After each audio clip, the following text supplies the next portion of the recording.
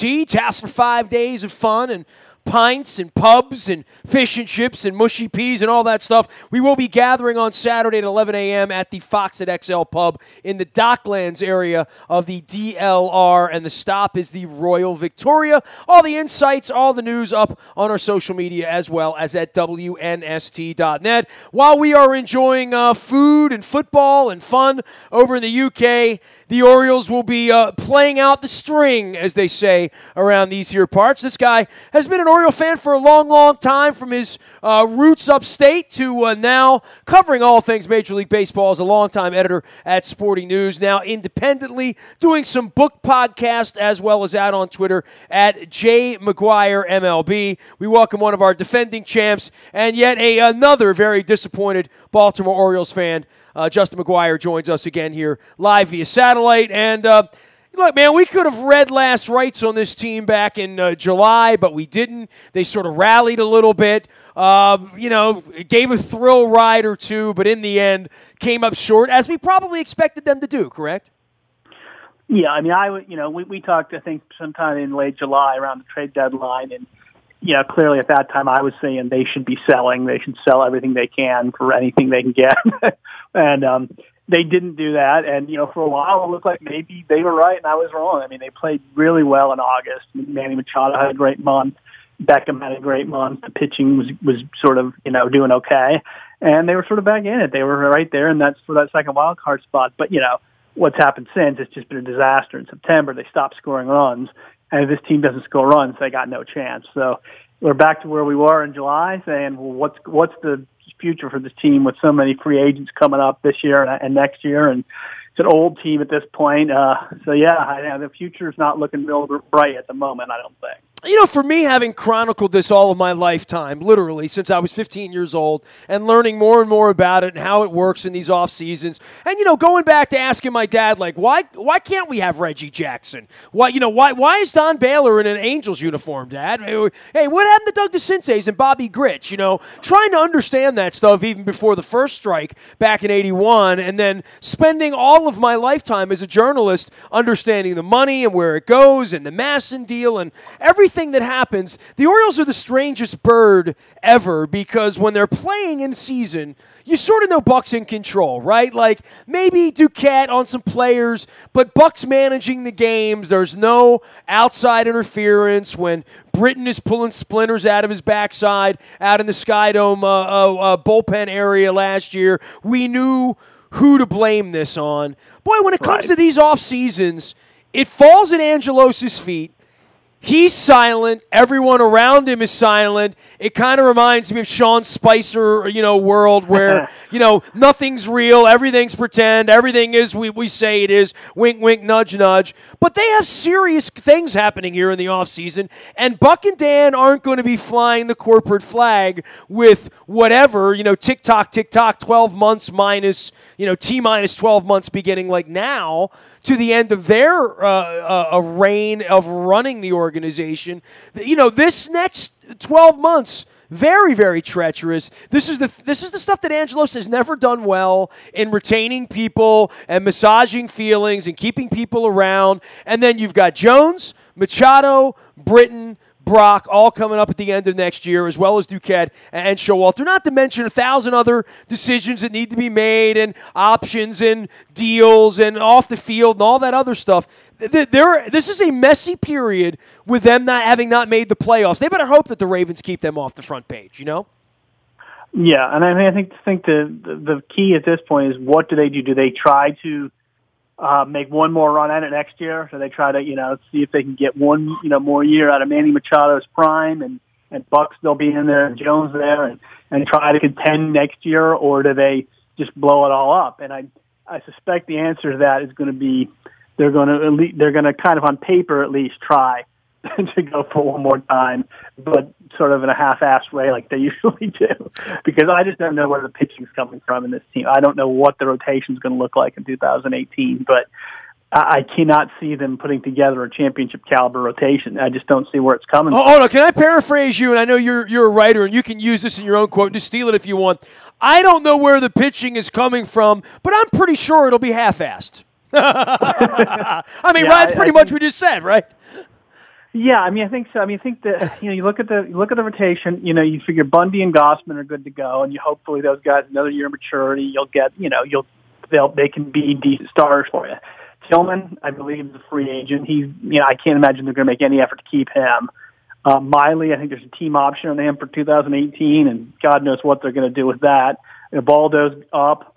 I'm not sure what Hellickson's contract status is, honestly, but you've got basically 2/5 of the rotation. You kind of know what it's going to be, and the rest of it, you really don't have any idea at this point. And Dan Duquette has gone out and cobbled together pitching staffs the whole time he's been there. But yeah, if they're going to go for one last time, I just don't see it, especially with the Red Sox and Yankees in the state they're in, and they both have good young players, and they both seem to be on the upswing. I don't see them really realistically contending, and I think they should take this opportunity to trade away those pieces that they have that are worth something and try to rebuild the farm system. But that just doesn't seem to be in Angelos' DNA. That just doesn't ever seem to be what they do. Well, you said contending, and this is a great question, and this is rhetorical, and I'm sure if I ask this, I'll get different answers from you and everybody else. Did they contend this year, really? I mean, you could say they did because we're a week and a half out on the end of the season, and mathematically, they're still not eliminated, and, so is that contending, being okay and semi-relevant? I mean, it certainly didn't help them sell tickets, that's for sure. No, I mean, I think we've talked about this before, but that second wild card, it tends to be kind of a bit of fool's gold, and not just for the Orioles, but for a lot of teams. And the existence of the second wild card allowed them to, sort of technically be a contender well into the season, really up to the last week or so, last 2 weeks. But yeah, I mean, you and I know, we've talked about this, even if they had somehow managed to snag that second wild card, nobody thought they were going to go anywhere in the postseason. I mean, there was no way they were going to run the gauntlet of Yankees and then through the Astros or the Indians, and then go to the World Series, and then maybe play the Dodgers. I mean, nobody saw this as a championship caliber team, even if they managed to squeak in that second wild card. So, I would say technically they were a contender, but in reality, I wouldn't consider this a year in which they contended.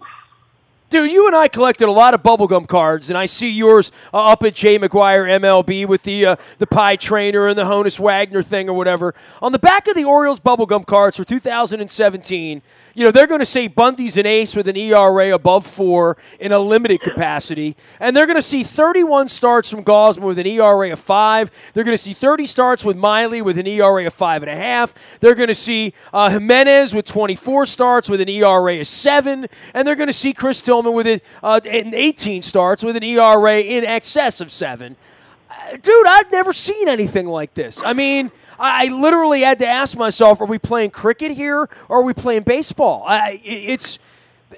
There'll never be another year. I've never seen anything like this from a Major League Baseball team to give guys 30 starts with 6.5 ERAs, And really, they did it because they really had no choice. There was no one else to go to for the most part.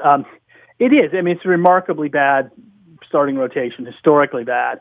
And when you think about it that way, the fact that they were even in the wild card hunt as long as they were is kind of miraculous. And if you want to be the glasses half full kind of guy, you could say that's a good reflection on Buck and what he was able to do, and certainly is a reflection of what the offense was able to do at times this season. Through August, like we said, they scored a lot of runs. I think in April and May, early May they were scoring some runs. Yeah, but it's a remarkably bad pitching staff, and even though I'm still holding out that Gausman and Bundy might still be, they've shown enough flashes this year. When they're good, when they're on, they look really good, and I think that they're young enough that I'm not giving up hope on them yet. But the rest of it is just a complete dumpster fire, and it goes back to this thing we always talk about. It's the farm system. They just can't produce pitchers in their farm system and haven't for a long time, and that's something that's gotta change if they're ever going to be a contender consistently, because you just can't compete in that division. They're not going to be able to score the free agents, so they're going to have to rely on young players that they develop themselves, and the pitching is the primary area where they can't seem to do that. I mean, they've been okay position players. You got Machado and you got Scope and a few others, but pitching-wise, it's just there's nobody there. That's the thing that's got to change, and I don't know why it's been so bad for so long. We are chatting with Justin McGuire, longtime editor at Sporting News for all things Major League Baseball, now writing on his own and doing the baseball book pod that you can follow out on Twitter, as well as at J McGuire MLB, talking all things Orioles, in that he is an Orioles fan. And we're all sort of struggling through this, but this is the time of the year when things go off the tracks, where you're like, well, let's get Austin Hayes 42 at-bats in September, and let's let Chance Sisco, take a turn 3 days a week for the next 2 weeks. I don't want to say I don't want to see it or that I'm not interested in it. Certainly once the football season gets started, and as you know, we're headed to London this week. I just, talk about fool's gold. There's nothing I'm going to see right now that translates to what we're going to see in the future from any of these young players. If you want to get them up just so they can see what a Major League Baseball clubhouse looks like and put them in a game here or again, and it gets a little sleepier next week as you're playing really meaningless games, I'll hear all that, but I'm not the fan that needs to see the first 30 at-bats of Austin Hayes' career to somehow judge him on that in some way in the offseason. No, but like you said, I think it is at this point. It's probably helpful to let them get some experience with facing major league pitching, playing in the majors, because these are guys that are going to be relying on in the next few seasons. So I certainly don't have a problem with it. But yeah, I mean you can't judge a player by what he does in a September call up. I mean, history is ripe with great players who sucked when they first got Cal Ripken in 1981. Mike Trout in 2011, these guys, they come up and they don't do much, and then the next season they're rookie of the year or whatever. So I think it's, to me it's just a chance for them to kind of get their feet wet a bit. But yeah, I'm with you. You can't put too much into what they actually do, I don't think, in terms of judging what they're capable of.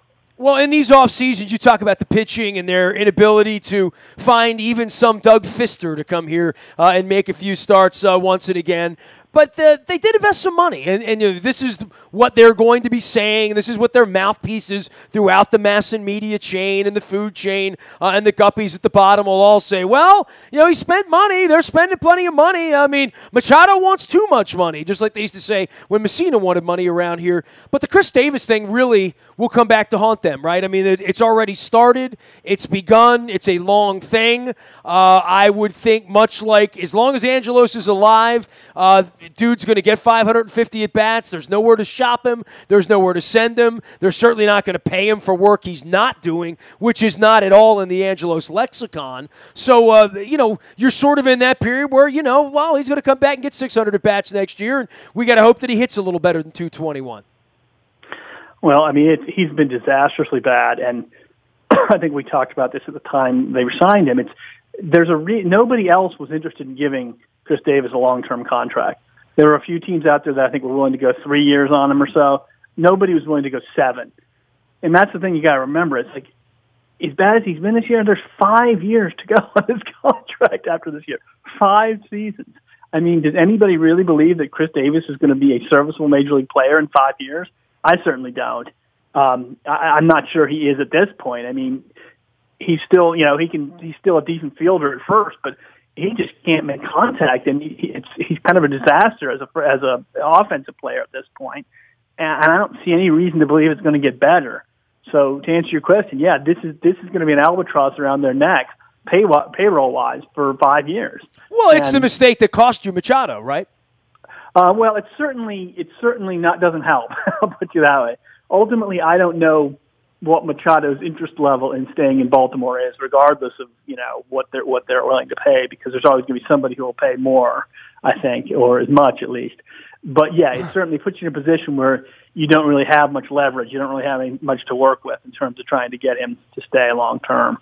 And that's why I think if they're smart and they get into a situation in the off season where it's just not happening with him, there just doesn't seem any interest, then I think they should trade him at that point, or put him on, at least make him available and see what they could get for him, because I think somebody would be willing to give him something which would probably be more valuable than the draft pick they're going to get otherwise. Well, it is funny you'd say that, but then we would answer, who's going to be the one deciding what fair market value is for Manny Machado? And it sounds to me, Justin, like you saw that Mr. Miami on the back of his jersey 2 weeks ago, right? Yeah, I mean, absolutely. Although the Marlins are supposedly trying to cut payroll too, so I don't know if cutting payroll in anticipation of that, of trying to bring some free agents in the future, or are they just being cheap? I don't know. The Phillies have had a lot of interest in him, I know. The Red Sox, I wouldn't be surprised if they had interest. I mean, really, a lot of teams are going to have interest. Anybody who doesn't have a long-term third base solution is going to be interested in him, I think. So he's unlike Chris Davis, he's not going to have any shortage of suitors when he comes up. And that's going to be the problem. Is he's going to get an enormous contract. And I just don't think the Orioles are going to be able to play in that league. Justin, you mentioned Machado, and I think the last time we got together, he was hitting like 207 or something like that. And, right. Talk about a guy turning his season around, turning his fortunes around, and the back of the bubblegum card will never indicate that he really hit a blip, and he still might hit 280 before it's all over with if he gets hot the next 2 weeks. Yeah, I mean, I think if we're honest, he hit into a lot of bad luck in the first half. I mean, he was hitting the ball hard. He was just his batting average with balls in play was just really bad, and that's usually a sign of bad luck. And his luck kind of has turned around, and he's really hitting the way he's capable of. And the thing is, I don't think that bad first half is going to hurt his free agency at all, because I think people are going to look at it the way I do, which is it was kind of a fluky thing, and it's not really. We know what his true level of talent is. He's proved that over the long term. And I think that's why he's going to get the Brinks truck back up to his house in Miami. Fascinating baseball season, right? I mean, from the Indians and their streak last month to what the Dodgers did in the middle of the season, the way the Astros and the Nationals played back early in the year, just kind of all the way around. It's been fun. Everyone has a little extra juice. The Indians clearly have that now. And as I say to everyone, you better win game one. But, boy, the Cubs and the Red Sox are still in this tournament, as are the Yankees. This is going to be some fun baseball coming up 2 weeks from now, I think. I'm clearing the deck the first week of October. Yeah, I think it has potential to be a really interesting postseason. And, because I put this out on Twitter a few weeks ago, there's 4 teams that I think are really, I don't know what's the word, I'm not sure what the right word for it is, but, there's 4 teams that really need to win a World Series. You know what I mean? And that's I'd say the Nationals, the Dodgers, the Astros, and the Indians are all in a position where, for one reason or another, they're kind of due. They feel like it's their turn, like it was the Cubs' turn last year, like it was the Red Sox' turn way back when. And those are all 4 teams that have, I mean, in the case of the Dodgers, they haven't won since 1988, despite the fact they spend all this money and have won all these division titles. The Nationals, have never won a postseason series. The Astros have never won at all. And the Indians haven't won since 1948. So it's really... It's kind of going to be fascinating with those 4 teams, I think. And then what will invariably end up happening, of course, is that somebody else will emerge, and it'll end up being like a Rockies Red Sox World Series or something. But those are the 4 teams I'd like to see in the League Championship Series. Well, I guess there is some new blood here, and there's some old blood as well, and some bad blood, right? I mean, to your point, Dodgers, Nationals, Red Sox lately, I guess, have been staring at this thing, although they've had a couple of parades around there. But, for the Yankees, even on the outside, not even expected to be in the postseason, they're going to host a pretty good-sized game 2 weeks from now. I don't know how the Twins and the Angels, this thing's going to turn out. I thought all 7 teams are going to go right to the finish line. Clearly, I gave the Orioles too much credit, right? Right, well, yeah, I mean, they just... the phrase I want to use, I won't use on radio, but they did something to the bed at the wrong time, that's for sure.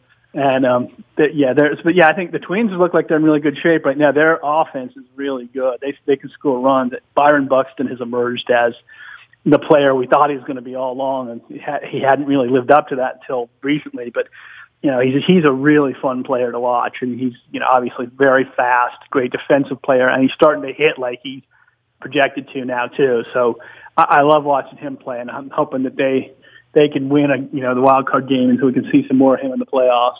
And also just because I want the Yankees to lose, but so it'd be nice. It'd be nice to see the Twins go forward and get a little exposure to him, I think. I know what a baseball author, reader you are with your Book Pod series. Give me a book. Any books you read lately you want to pass my way? Oh boy, let me think. I've read so many. I'm trying to think of one that that's a newer book that I've read, because a lot of them I've read are sort of classics or things that are going back a few years. There's a book. This is actually a few years old, but it's a really interesting book that I just did. It's called Outsider Baseball, and this guy he researched all these teams from the early part of the 20th century that weren't playing in Major League Baseball, but competed at a high level. So a lot of semi-pro teams and barnstorming teams, Negro League teams, that kind of thing, independent minor league teams. And it's just really interesting because he talked about how we can't really relate to what these teams were anymore because they went away when TV came around. But for a long time, that's how most people got to see baseball. You know, these town teams and these industrial league teams and all these, and a lot of them had really high level of play. And the major leagues weren't as good at identifying talent as they are now. So you'd have like major league caliber players playing in these like industrial leagues or the semi-pro leagues in Brooklyn and stuff. And that's a really interesting book that I just did a podcast on. So Scott Simkus, is that correct? Scott Simkus, exactly, yep. Outsider Baseball, the weird world of hardball on the fringe. You can follow Justin McGuire and all of his work and all of his baseball book pods at Baseball Book Pod, as well as at J. McGuire MLB. Hope to get you on next month. We'll be talking about some bunting up and the shadows falling across the fields and quick exits for someone. We'll see. That's what makes baseball in October so interesting, right? Yeah, absolutely. I'll be happy to come back and talk about, postseason preview. Obviously, that's not going to involve the Orioles, but we can talk about it anyway. Sad times. Hopefully the Ravens are still undefeated then. Great having you on, Justin. We'll see you soon, man. All right. Talk to you later. You got it. We are off to London this week for all things Ravens and Jaguars, but sliding a little baseball in here with Justin McGuire, former MLB editor at Sporting News. You can find him at J. McGuire MLB. You can find me in the buyatoyota.com audio vault 24 hours a day from anywhere in the world on your mobile device by downloading the TuneIn radio app. We do come in crystal clear. The morning newspaper ships to your email inbox free of charge. It's all powered up by our friends at Planet Fitness at planetfitness.com, where it's always $10 a month to get in the best shape of your life. Now, we're going to get you in a little bit of shape over there in London. You're going to be doing a lot of walking over there. If you're joining us on Saturday, we'll be at the Fox at XL Pub in the Docklands area of East London at the Royal Victoria subway stop. All the details up at WNST.net. We're on Facebook, Twitter, LinkedIn, Snapchat, Instagram, and streaming live on our Facebook as well as our YouTube WNSTV channel. We are WNST.net, AM 1570, and WNST, Towson, Baltimore, and we never stop talking Baltimore sports.